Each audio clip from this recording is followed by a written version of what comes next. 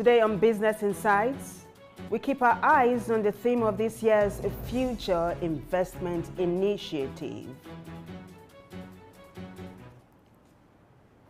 Welcome aboard. I am Vivian Oguche. Always a pleasure to have you join us on the show. So I'm not flying solo today. I got Femi Ayodele, who is co-hosting with me. Hi, Femi. Yeah, Vivian, what a pleasure to be here. Absolutely. It's a special one, it's a special arrangement, and so the collaboration is necessary. Absolutely. Yeah. All right, why don't we get this ball rolling with the day's top stories? I got my colleague Alfreda Ambi Bassi standing by. Top of the morning to you.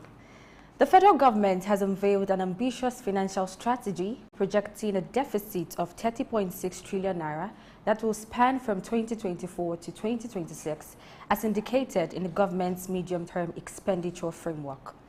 However, the 2024 budget proposal reveals a sizable deficit of 9.04 trillion naira, equivalent to 3.83% of GDP, exceeding the 3% limit set by the Fiscal Responsibility Act.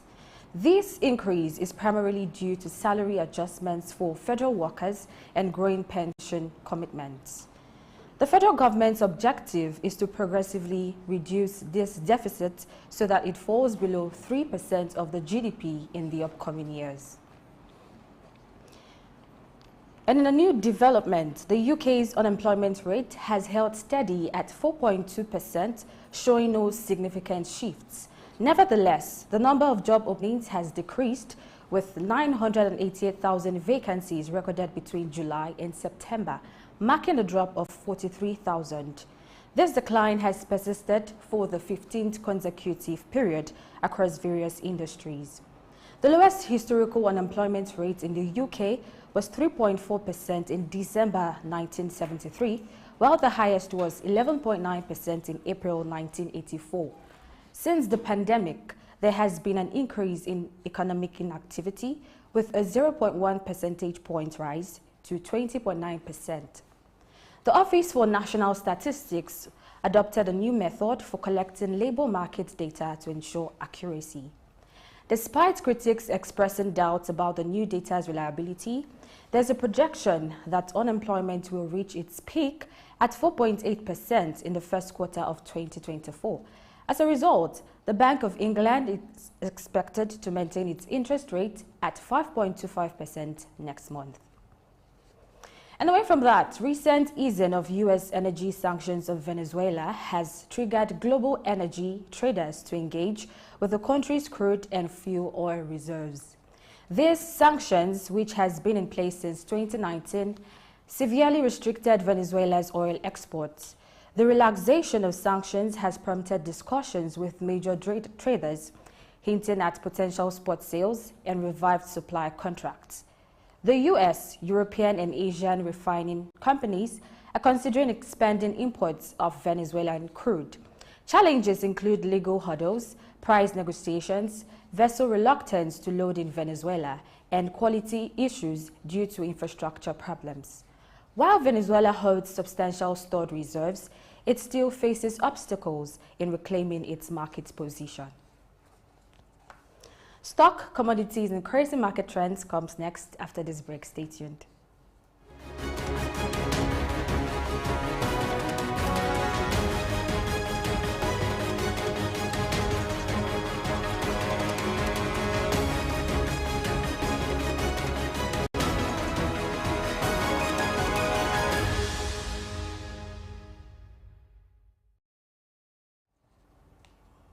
Welcome back. At the close of Tuesday's trading session on the Nigerian Stock Exchange, NGX, a total of 319,904,303 shares were traded in 6,272 deals. This corresponds to market value of 6,330,146,712 naira and 60 kobo. Compared to Monday's NGX trading day, Tuesday's data shows a 2% improvement in volume, a 44% improvement in turnover, and a 2% improvement in deals. The current market capitalization of the Nigerian Stock Exchange stands at 36 trillion 900 billion naira. In total, 120 equities listed on the NGX participated in trading. There were 21 gainers and 13 losers. Flour Mills Nigeria led the gainers with a 9.93% share price appreciation, closing at 31 naira per share, followed by University Press, Champs and Geregu Power. On the losing side, VFD Group recorded the largest decrease with an end-of-day price depreciation, followed by Associated Bus Company, FTN Cocoa Processors, and Nigerian Exchange Group. Access Holdings had the highest trading volume with 50.8 million shares traded, followed by Guarantee Trust Holding, Fidelity Bank, and United Bank for Africa. And in Ghana, at the close of Tuesday's trading on the Ghana Stock Exchange GSE, a total of 42,929 shares were traded, corresponding to market value of 101,041 Ghana cedi and 74 pesewa.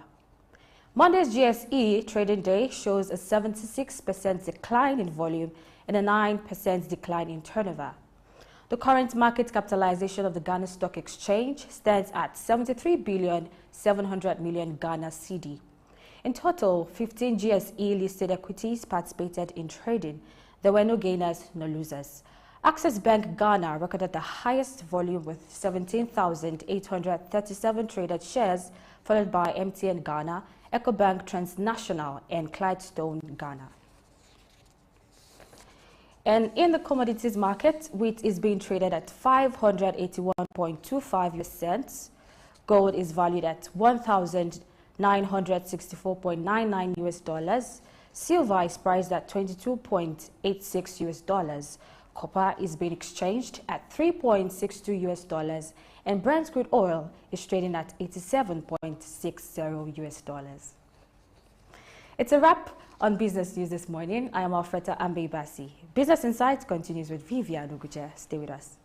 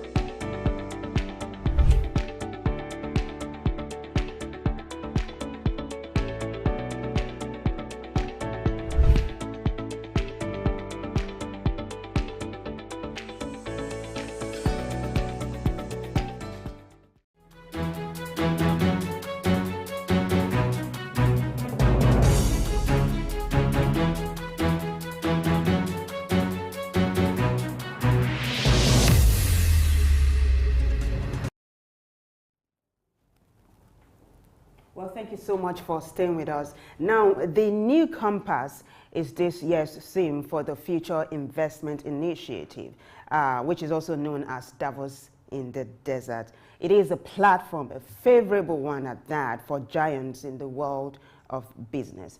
Patrick Basham is a keynote speaker at this year's event, and he joins us now live from Riyadh. Patrick, thank you so much for being a part of Business Insight today. It's my great pleasure to be with you. Thank you for having me. Absolutely. So how are you doing today?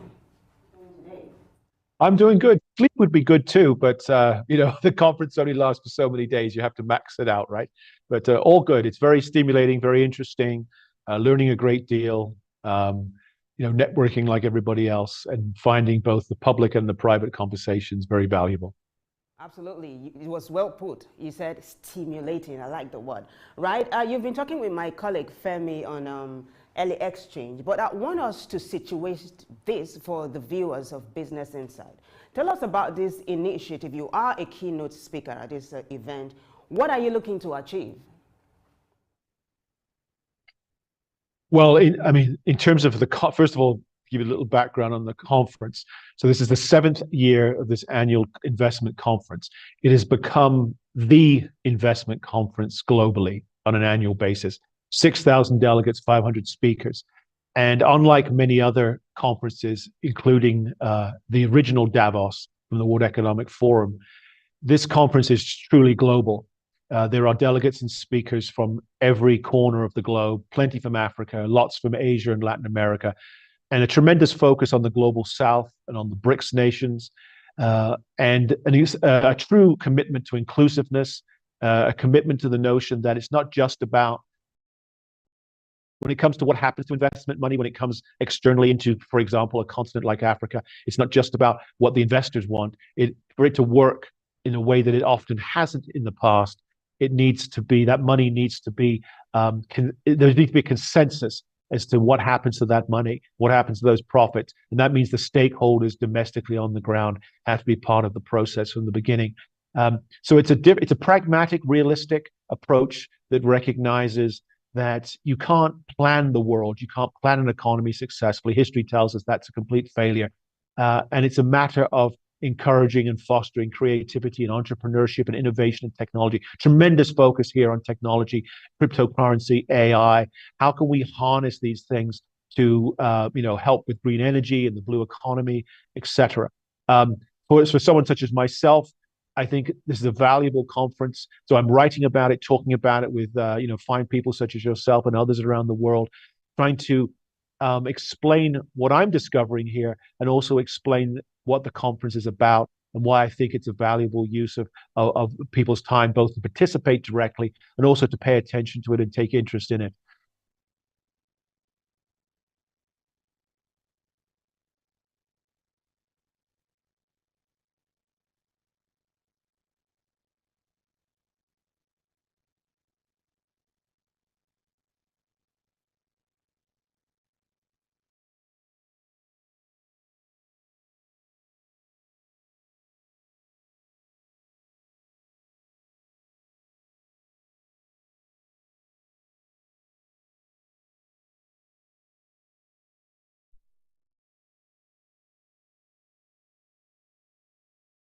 In Saudi Arabia. And Saudi Arabia is talking about vision, 2030. Is there a link between hosting this kind of conference in Saudi Arabia and the link with the vision 2030?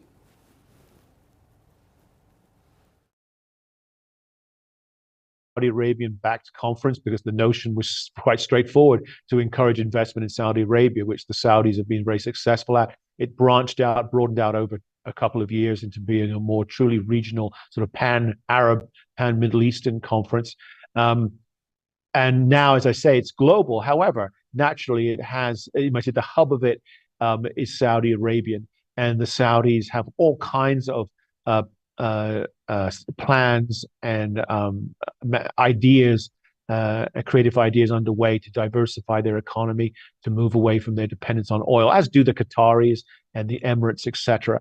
And so what's the evolution of this conference, broadening its themes and broadening the participation geographically and by sector, is part and parcel of that. So is the 2030 agenda, and it's all, I think, I'm not speaking for the Saudis, obviously, but in my sense from the outside, this all dovetails each one of these events, each one of these programs, each one of these objectives and goals is part and parcel of what is a quite nuanced and sophisticated transition that the Saudis are attempting to undergo, obviously principally economically, but not exclusively socially, culturally, politically as well. And of course, whether we're looking at this conference, whether we're looking at the 2030 agenda or other specific items one could mention and discuss here, clearly these are imperfect instruments, whether it's for the Saudis themselves or more broadly and more regionally or globally in terms of what they may be able to achieve, what their positive externalities may be, what those positive ripples on the pond may be. They're imperfect, but they are an improvement on what came before, both I think in terms of what the Saudis were doing regarding their domestic economy, what lessons they were able to offer externally around the region, even globally. And so just you put all this together, you put it sort of all in the blender, the synthesis of it is that the Saudis have, I think, taken a very proactive, continuing to take a series of very proactive, positive steps, down a path that's inevitably bumpy with all kinds of challenges and hurdles. But they're making progress. And others in the region, I think, have taken that example and are running with it themselves. As I say, the Qataris and the Emirates would be good examples of that, good illustrations of that. And then there are broader applications, perhaps regionally and globally. So much to pay attention to, and very much a case of watch this space when it comes to what the Saudis are doing economically, environmentally, and in terms of their application of technology. It's well put. You said the Saudis are very proactive, and no wonder it's called Davos in the desert, right? But let's talk about the theme for this year, right? New compass. Now, it brings to mind varying images, but what it tells me is that it is futuristic, right? So talk to me about youth participation in this year's event. Yes, I mean, there is a tremendous focus on the future, whether sort of on paper, as you suggest, in terms of the program itself and technology and AI, very much interest in there's interest in new frontier economies, but interest in the new frontiers. It's used the term as it used to be used, more in terms of space exploration and its application in space of technology, all of that. But in practice, as well as on paper, there is a clear youth emphasis here. It's my first time participating, so I can't claim to know what demographically it looked like previously. But just as I was saying, it looks and feels global, truly global in terms of overall representation. It also looks and feels more youthful, younger than comparable conferences that I've attended, either regionally or on a global scale. There's no question that there are a lot of people here, true participants, delegates, and speakers who are in their 20s and 30s. And I think part of that, one is an effort to ensure that this truly is inclusive in all the demographic, by all the demographic metrics. But there's so much emphasis on technology. There's such representation from Silicon Valley, but also high-tech hubs other high-tech hubs around the world, that naturally, if you're going to talk AI, you're going to talk cryptocurrency, et cetera, in that tech space, then you're going to be talking to not just, you might say, the nerds in that industry who tend to be more youthful than some of us, but you're going to talk to the CEOs, the inventors, the founders, and of course, they generally are very young themselves. So it's fascinating to see that you have more young people than would normally be the case. You have far more women than is often the case at a business or come tech event, particularly when you consider where it's being hosted and where the sort of the natural catchment area is. So it's fascinating, and I think again, no silver bullets here, but encouraging, highly encouraging, both for the organizers and what they're achieving each year with this conference, but also demonstrating to others who want to do similar work that there is an audience, or in business commercial terms, there is a market for a more inclusive approach.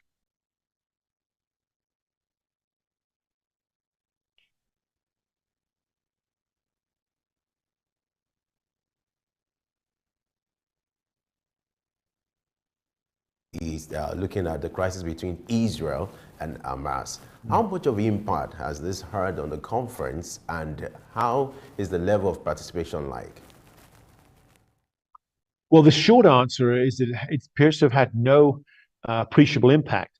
I know that the organizers, drew a large breath when Hamas attacked Israel because their timing appeared to be very unfortunate. They didn't know if what would happen to the conference, and many people on the outside expected that so many of the influential and important stakeholders would not want to be in the Middle East.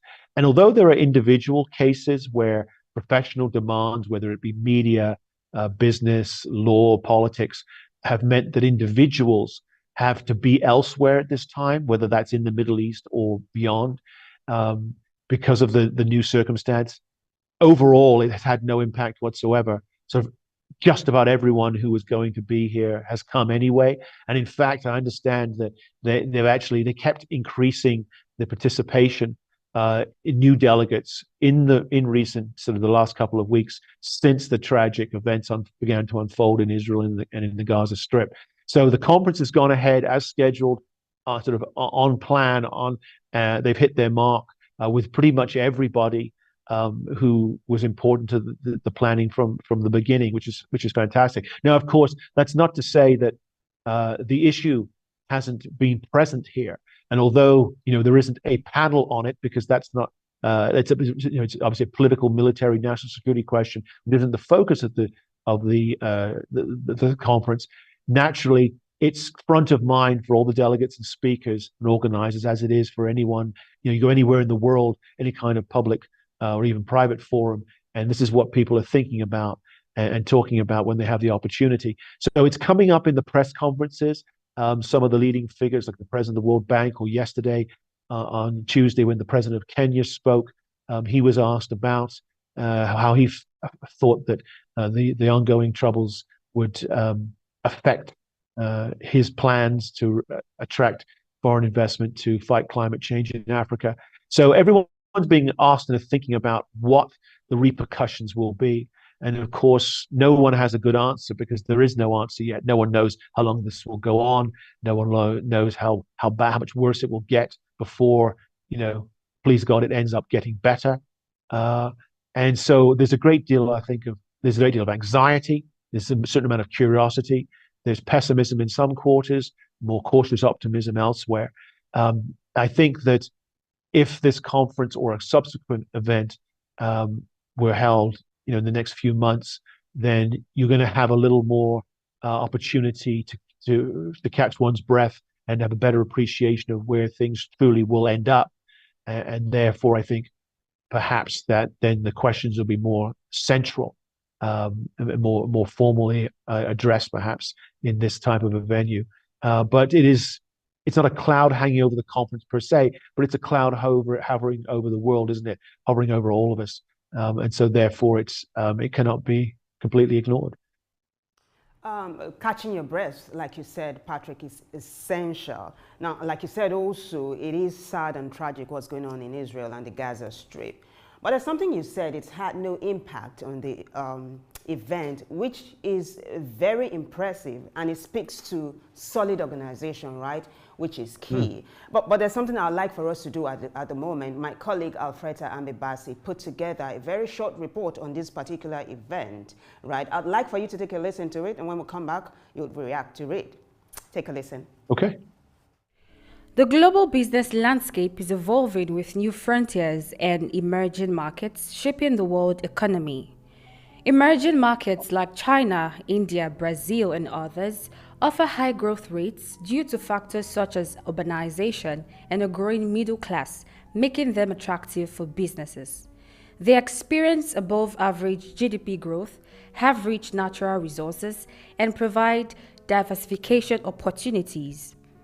At the Future Investment Initiative Summit held in Riyadh under the theme New Compass, keynote speaker Patrick Basham addressed the topic of emerging markets.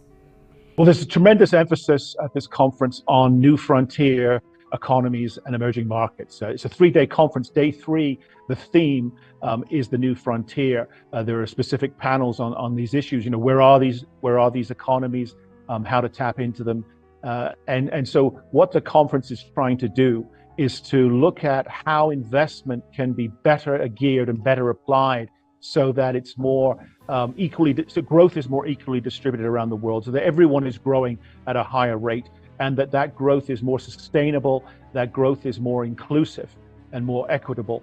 And so when you're talking about emerging markets, you're talking about Saudi Arabia, where the conference is being held, of course, is a perfect example, but also China, India, Brazil. What can we learn from these countries, but also how can these countries be better helped further leverage the growth and the advantages and the infrastructure they have built up. In recent years, new frontiers have emerged within these emerging markets, including tech hubs like Bangalore and Shenzhen. a growing emphasis on renewable energy and sustainability, expanding healthcare infrastructure, and the rise of digital services offering fresh avenues for innovation and investment. While entering emerging markets can lead to revenue growth and access to burgeoning consumer base, it also presents challenges like political instability, regulatory complexities, infrastructure limitations, and cultural differences. Leading consultant on strategy and tactics, Patrick Basham offers a more profound understanding of the emerging market economy while also delving into the obstacles faced within the new frontier economy. The new frontier countries that are sort of pre-emerging market stage, that are heavy on commodities, heavy on manufacturing exports, but lack capital and lack an educated workforce compared to even the emerging markets. Whether Vietnam or Cambodia, for example, what can be done there? And I think the emphasis is very much on technology. The emphasis, so AI, for example, but also green energy. In addition to that, how can creativity and innovation be best harnessed and encouraged and stimulated? So a more risk-taking approach, a less planned approach to growth around the world, but one that's more organic, more spontaneous. And I think history tells us, therefore, much more likely to actually produce those quantifiable, tangible, real-world outcomes that everyone is looking for. Understanding and strategically approaching these markets can provide long-term benefits and a competitive edge in an interconnected world. As global economic dynamics evolve, staying informed about developments in these regions is essential for organizations seeking growth and innovation. Alfreda Ambebasi for Business Insight. All right, it's the Business Insight, the special edition. We've been having conversation with Dr. Patrick Basham, looking at the developments taking place at the FI conference in Saudi Arabia. And shortly after, we're going to have another exclusive conversation with the foremost economist, Tony Elumelu. Now, let's get back to Dr. Patrick Basham, who is still standing by with us. Dr. Basham, glad to have you join us on Business Insight. Oh, it's my pleasure to be with you. Thank you so much. All right. From that report, you see the submission about the frontier and the emerging market. I would like you to talk to us about the disruption taking place in the global market, with the new frontier and some of the development taking place at the conference, looking at the submissions of some of the keynote speakers about the disruptions taking place in the global market with the emergence of Africa as the new frontier. Sure. Just to clarify, you said disruption, not destruction, right? That's right. I just want to make sure I heard you correctly. Yes. Yes. Yeah. Sorry. My apologies. If any exists between the new frontier and the emerging markets. Sure. Yes. Yeah. Well, I mean, disruption is central to, you might say, the mission of this conference, and there's a not just a recognition and appreciation, but an advocacy about something that I think is very important. That these are interwoven concepts. The notion that disruption is a good thing, is necessary. Not that there aren't downsides, but in macro terms it's necessary. That tolerance for risk needs to increase in macro terms. Not that there aren't downsides, and the things that are risky often don't pan out, right? So many of the speakers and many of the interactive sessions, because there are plenary sessions, there are panel sessions, but there are also, for example, these innovation hubs, and there are opportunities for those with new technology, for example, to pitch that new technology to venture capitalists who are in a position to sort of make those things a reality with the right infusion of capital. So trying to sort of synthesize and summarize all of those dynamics here, I would say that there's tremendous focus on educating both the people here but more importantly, beyond these walls, around the world, that through disruptive technology, for example, creativity can be unleashed, entrepreneurialness can be unleashed to a degree it hasn't been previously, especially in developed countries, right? So we have a situation in Africa I'm especially familiar with the Kenyan context, but it applies, I think, in many African countries where you have these very resource-rich environments. That's not a newsflash, but it needs to be emphasized. And it's something the Kenyan president emphasized yesterday. If you're looking at green energy, then Africa is the place you want to start, right? So you have resource-rich environments, and crucially, you have um, in recent times sort of a more educated workforce, more highly skilled workforce, more technologically savvy populations. And you put all that together, and you have an opportunity for disruption to have positive outcomes, for the externalities to be largely positive. But the question is, how does that happen?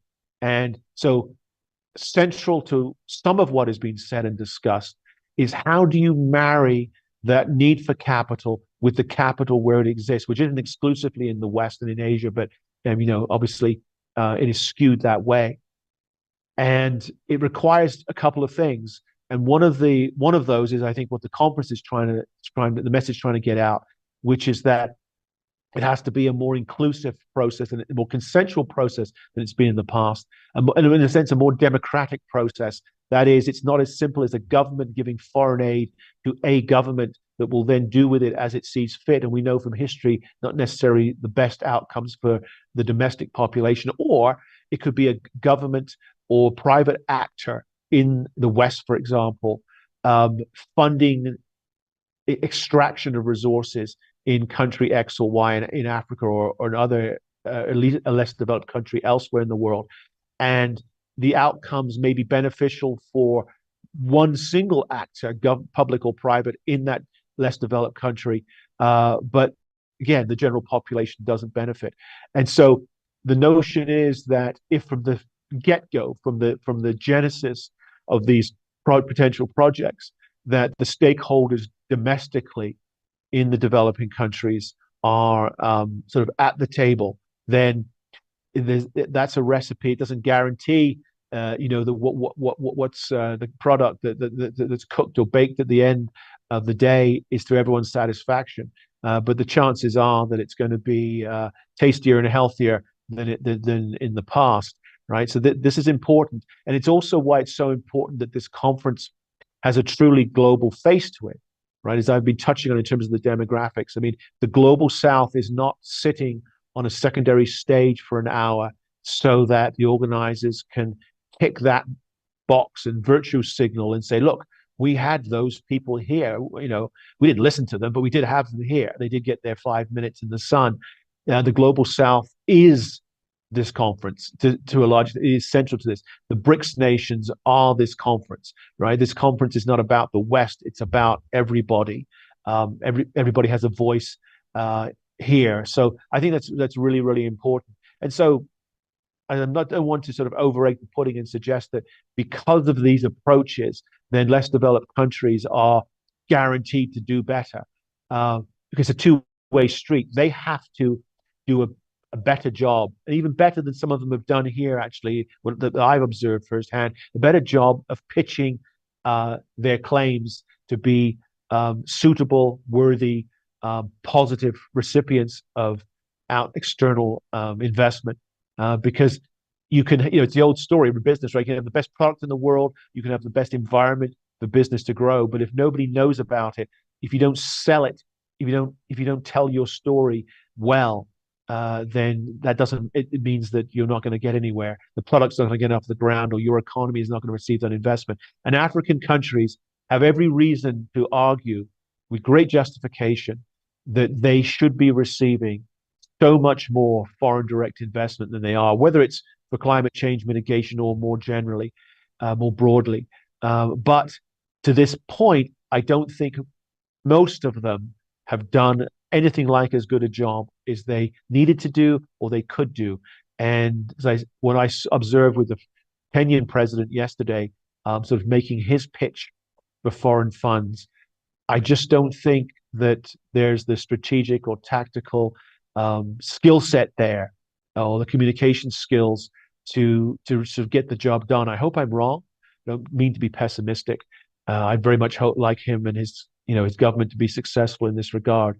But it's a two-way street. There's more room at the table now for the emerging markets and the new frontier economies, but that means that they have to also step up to the plate, and they have to make that time at the table really count in a way that they haven't done previously. Fantastic. In a nutshell, everybody has a voice.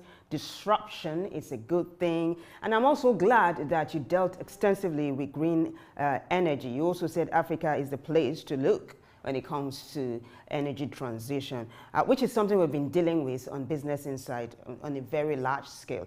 Right, we'll take a short break now. When we come back, Patrick Basham, keynote speaker at Davos in the Desert, stays with us. So you stay with us too. We'll be right back.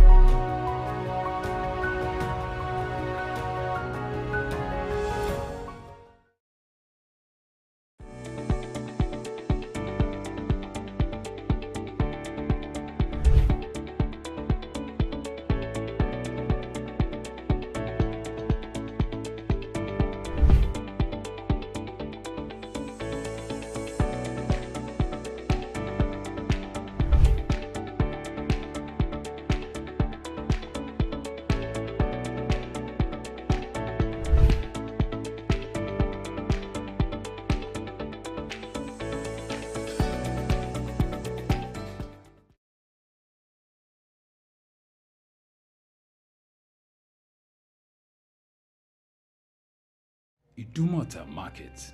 Eko Idumota, once a residential neighborhood, is home to Idumota Market located on Lagos Island.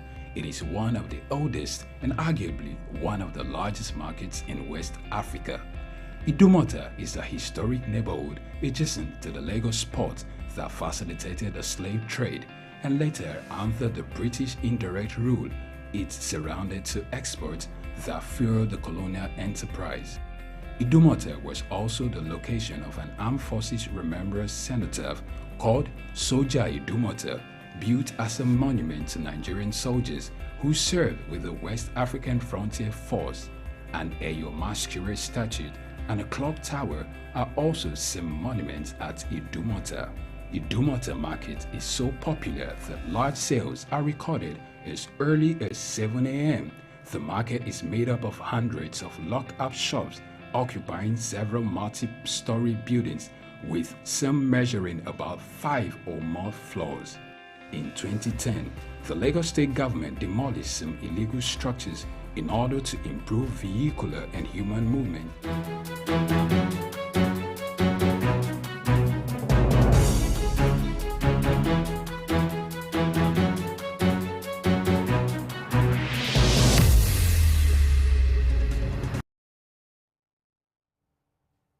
All right, it's still Business Insight, a special one, looking at the development taking place in Saudi Arabia with the Investment Forum, the conference taking place in Saudi Arabia. And our guest has been Dr. Patrick Basham. Glad to know you are still there with us, Dr. Basham. Oh, my honor to be with you, for sure. Great. Now, looking at emerging markets, they seem to offer more stability and liquidity compared to, frontier markets. But why, in Right. spite this fact, why are international investors taking interest in frontier markets, especially the new frontier markets? It's a great question. I mean, there's a multi-part answer, I think. I mean, the emerging markets aren't taking perhaps quite the hit that the developed economies are, but they're not perhaps as attractive, all of them, as they were because of geopolitical issues and macroeconomic variables and factors and dynamics that have, not in all cases, but in some cases, like say for example, China, have put something of a lid on their growth. So the emerging markets are still attractive, some more than others, but they are not perhaps sort of the it girl of global investment. They're not. Their time as the trendy investment isn't quite as hot as it was, and of course, investors are always looking for the next best thing, as somewhere else to put their money. And with the movement out of America in terms of investment, and even out, I would argue, out of the Western financial system, period, more and more investors are looking for, if not safer shelters, then looking for places where they're not going to be subject perhaps to the sanctions that have been applied more recently by the West or in the West. And so you get to new frontier economies, and they are traditionally high risk, high reward investments, and that remains the same. But I think what's happened is that the distance, the gap between the risk, the high risk of a new frontier economy, and the moderately high risk of an emerging market is not as great as it was. Just as the risk level between the emerging markets and developed economies is not as great as it was. And sadly, none of this is because of good news. It's all because at the top, in terms of a hierarchy of economies, the developed aren't doing as well, the emerging aren't doing as well. But the good news for the new frontier economies in Asia and Africa and elsewhere is I think they're getting a new look by some investors, they're getting a closer look by some, and they're getting a second and third look by others who in the past thought it was just a little too risky. You've got, and so it's a double-edged sword. Also, a double-edged sword. There's sort of two sides of the ledger that investors, the ones I'm talking to, are weighing up when it comes to these new frontier economies. The obvious downsides are these economies tend to be less politically stable. The political systems overseeing these economies, regulating these economies, tend to be less stable. There tends to be either a history or a prevalence of a more corruption on the political side, which bleeds into business and commercial life, lack perhaps of transparency, a legal system where the property rights and the oversight of business isn't either well defined or isn't adequately and equitably applied. All of these things are naturally concerns for investors anywhere, but they tend to really raise their sort of ugly head when it comes to the new frontier economies. Of course, on the flip side, what's attractive is that these are comparatively, in the old days, one would have said unexploited economies, but for various reasons, good and bad, that's sort of not a vogue way. That's no longer in vogue to put it like that. These are sort of untapped and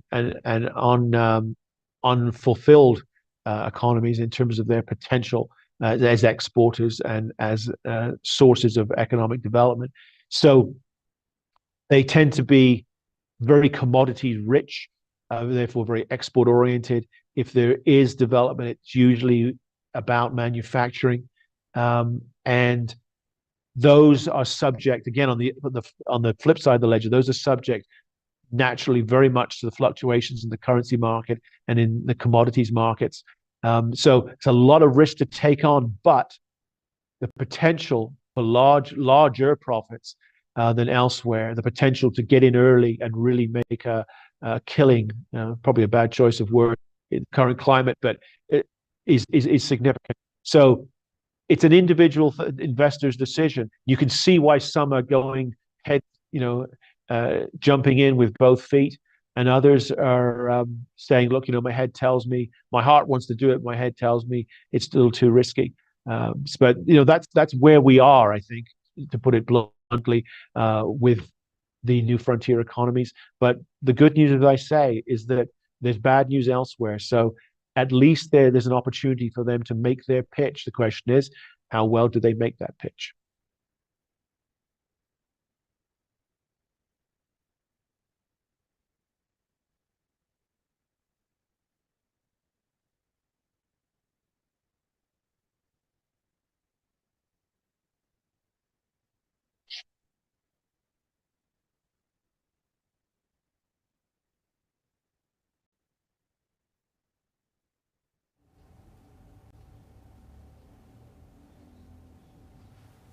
Patrick, can you hear me?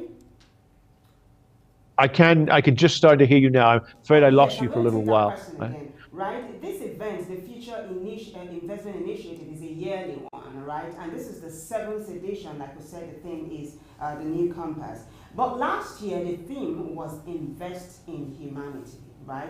With Right. fears surrounding the launch of artificial intelligence, taking over the roles of humans and all of that, would you say that the goal that this initiative set for last year has been achieved so far?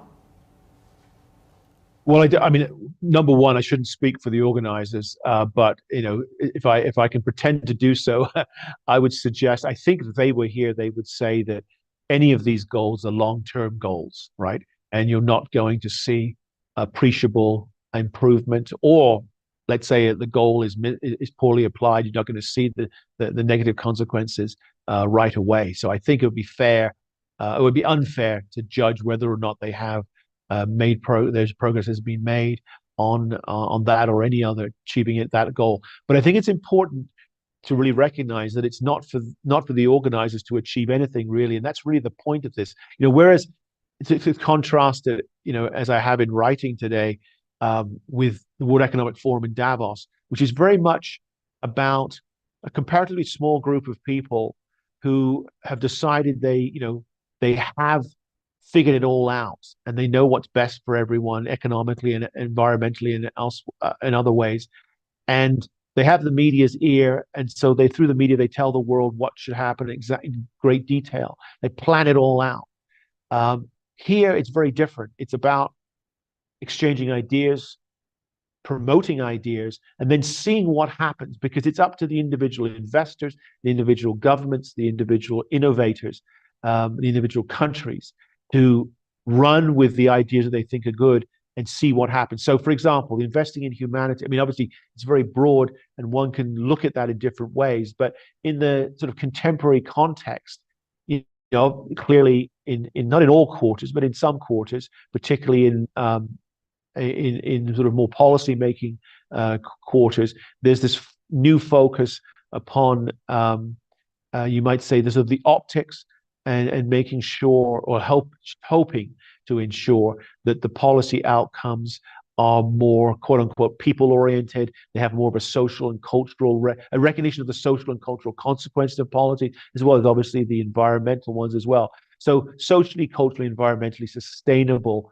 economic policy making, which in the abstract sounds fine, but I think we know that the World Economic Forum Davos in the Alps mistake that's applied by so many governments now is to decide upon a strict way of enforcing that prescription, or to attempt to achieve those goals. And as with just about any plan, private or public, it's going to go wrong in some way, form or fashion. It's not going to achieve its goals, probably not even come close. The alternative, which I think is what is meant here at this conference, is for all these respective stakeholders to apply those principles and those values as they see fit, right? So that they are wholeheartedly enthusiastic about what they're doing. And it's sort of you might say, a global experiment in microcosm, because there are these micro experiments would be happening in terms of investing in humanity in all its facets around the world. And then you're going to see which ones actually bear fruit, which ones were well intentioned, but ran up against whatever obstacles, or perhaps they were inherently flawed to begin with. And you then hope that there's a cross pollination that takes place, and people learn from stakeholders, learn from other stakeholders locally or regionally or globally, and apply those lessons. And it's the same principle that used to apply to economic policy generally. You want a competitive environment, and you let everyone do their thing, and some will succeed and some will fail. But those who fail and those who come after those who fail will hopefully take note of why and how those who succeeded did so. And in macro terms, there are micro failures along with micro successes. But in macro terms, everybody in general, let's say in the global environment, benefits, because there are net number of successes, net benefits. And I think that's how the notion of investing in humanity, for example, or environmental sustainability needs to be approached, right? There isn't a one-size-fits-all solution. There's no silver bullet. We shouldn't be reinventing the wheel, even if we're broadening our horizons and the scope of our policy making, and the scope of the goals that we're setting for our policy making. All right, talking about new frontier markets, I would like you to talk to us about some of the countries that are taking the front seat when it comes to the new frontier markets, the characteristics, what are peculiar to them, the market trends, and what make them forces to reckon with. Right. Well, I mean, it's again, a lot of this comes down to definitions, right? For example, do you put countries like Nigeria, do you classify countries like Nigeria and Kenya as emerging markets or as new frontier economies? I think I'm more comfortable viewing them as emerging markets, because I think that they've developed to an extent where they're not quote unquote fully developed. They're not first world economies, but they've made so much progress that in terms of skilled workforce and capital inflows and that sort of thing, those metrics, that they're not really new frontier economies anymore, although they share some characteristics. Because with the new frontier economies, in addition to the commodities focus, there is the lack of a skilled workforce and the lack of capital, access to capital, really are the central characteristics. And that certainly was the case for some of these more economically influential African countries like Nigeria and Kenya, but I don't think is accurately the way to characterize them now. But so I think, there are some African countries who fit the category, but I think countries in some of the Southeast Asian countries more clearly do, Vietnam, Cambodia, for example. And whether it's Asia, whether it's Africa, you're talking about those who have something to sell, but they don't have the means to get their product, their natural resource either into product form, to put it very crudely and simply, and or they don't have the means to get that product then to market, right? It might even be a problem, can be a problem domestically, but certainly a problem internationally. And so for those countries, it is an enormous challenge because you first of all have to get the world's attention. And we discussed that a little this morning, how that is almost by happenstance, by accident, rather than by design is happening. But the part that the new frontier economies, governments have some control over is how they address the issue of presenting their situation when they do get the opportunity, such as the opportunity that can present itself at a forum like the Future Investment Initiative here in Riyadh. And I think that as much as we can easily be focused on there's that specific commodity that's of value or could be of value, and that is what we identify with that country X in that new frontier category. We're not putting enough thought and emphasis, as I say, on how they communicate that. And the two have to go together hand in hand. There has to be the salesmanship has to go along with the valuable product itself. And I think to this point, the Asian countries such as Vietnam and Cambodia are doing a better job than some of their African peers. And again, I think in Nigeria, I mean, again, I don't say I wouldn't categorize Nigeria as a new frontier economy anymore, but some do.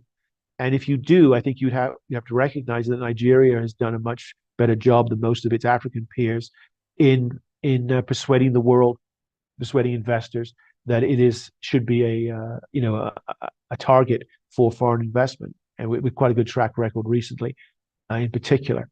And whereas a country like Kenya hasn't done as well. And I think what we can see, even with recent sort of facts that are at hand, data at hand, is that countries that were both, you might say, pick country X and Y, even on the same continent, that were both new frontier economies. And now one of them is, most of us would classify that country as an emerging market. And is it because that country has that many more resources, or et cetera, et cetera? Not necessarily. It can be as simple, but as important as they've just simply done a better job of selling themselves. The same thing in Asia, right? So the devil is very much in the details here, and you can't characterize you can't. It's the risk of over characterizing, oversimplifying the groups, because it's what the individual countries do within each category that's going to make the difference for their future, not a broad brush stroke approach in terms of, well, they're all in that pot, they're all in that pot, we know what's going on, because often we don't. But it's up to those individual countries to do a better job of telling the rest of the world what exactly is going on in their country and in their economy. This is a safe place to land, Patrick, and we have to say thank you so much for your valuable insights. We will continue to keep our eyes on Davos in the desert as events unfold. Thank you so much, Patrick. My great pleasure. Thank you indeed. Thank you so much. All right, and that's our package for today. Our guest, who we expected to be on the show as well, business tycoon, Nigerian business tycoon, Tony Elumelu, couldn't make it today, but will join us subsequently before the end of the event in Riyadh. And also, Femi, it has been an absolute pleasure having you on the show. Great one, a great ride. Great minds think alike. Absolutely. And so when you have great things happening, you have to do it together. Absolutely. So it's been a good ride. And thank you to everyone that made the show a success. Amaka, Kelvin, Chicks, everyone. Thank you so much for making the show a success. And to you, bigger thanks to you for watching. Now, if you liked the show, keep a date with us again, same time, same station. My name is Vivian Oguche. I'll see you again soon. Bye.